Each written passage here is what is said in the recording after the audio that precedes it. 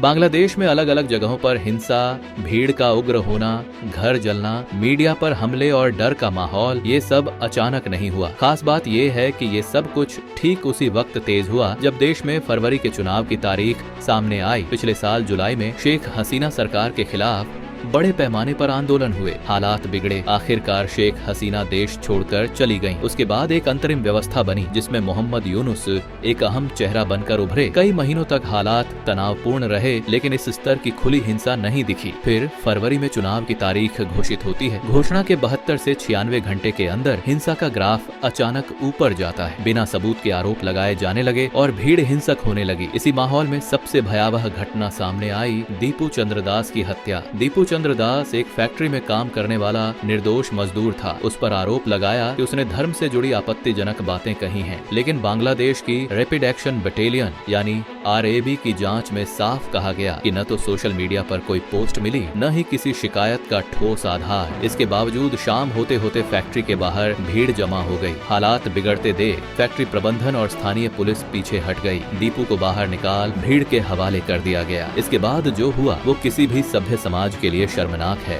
पहले बेरहमी से पीटा गया, फिर पेड़ से बांधा गया और अंत में केरोसिन डालकर जिंदा जला दिया गया। आसपास खड़े लोग वीडियो बनाते रहे, किसी ने रोकने की कोशिश नहीं की। ये घटना यहीं खत्म नहीं होती। इसके कुछ ही समय बाद बांग्लादेश नेशनलिस्ट पार्टी BNP के एक नेता बिलाल हुसैन के घर पर हमला होता है। घर में आग लगाई जाती है। इस आग में उसकी 7 साल की बेटी जिंदा जलकर मर जाती है, जबकि परिवार के अन्य सदस्य गंभीर रूप से झुलस जाते हैं। इसी बीच मीडिया संस्थानों पर भी दबाव बढ़ता है। कुछ अखबारों और पत्रकारों को डराया जाता है। दफ्तरों पर हमले होते हैं। एक और घटना जब एक राजनीतिक नेता शरीफ उस्मान हादी की मौत के बाद उग्र भीड़ संसद की बैरिकेड्स तोड़कर अंदर घुस जाती है। सोचिए, अगर गुस्सा किसी बाहरी देश के खिलाफ है तो अपनी ही संसद पर हमला क्यों? इसका जवाब यही है कि देश को अस्थिर दिखाया जाए ताकि कहा जा सके कि हालात चुनाव के लिए सुरक्षित नहीं है। इन सभी घटनाओं को जोड़कर देखें, एक हिंदू मजदूर की लिंचिंग, विपक्षी नेता के घर पर हमला, एक बच्चे की मौत, मीडिया पर दबाव और संसद